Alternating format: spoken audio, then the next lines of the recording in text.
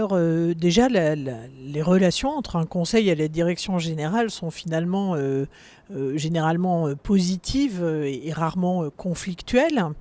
Ensuite, moi je pense que pour améliorer le fonctionnement et finalement la pertinence, l'efficacité d'un conseil, le mouvement d'internationalisation, une multiculturalité qu'on voit apparaître et réaccélérer depuis la fin du Covid, c'est un élément très important pour aller accélérer finalement cette liberté de parole, cette diversité d'opinion et donc la performance du conseil qui est importante pour la performance globale de l'entreprise.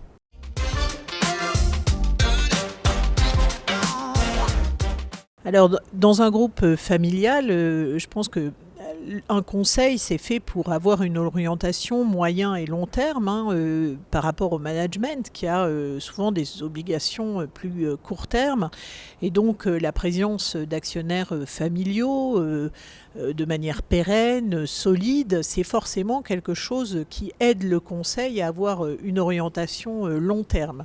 Donc, forcément, de base, je pense que c'est un impact positif. Évidemment, c'est un impact positif si les règles du fonctionnement d'un conseil sont bien les mêmes pour tout le monde et sont bien respectées. Évidemment, en premier lieu, la confidentialité des débats, qui est un élément indispensable et important dans tous les conseils, quels que soient les représentants qui y sont présents.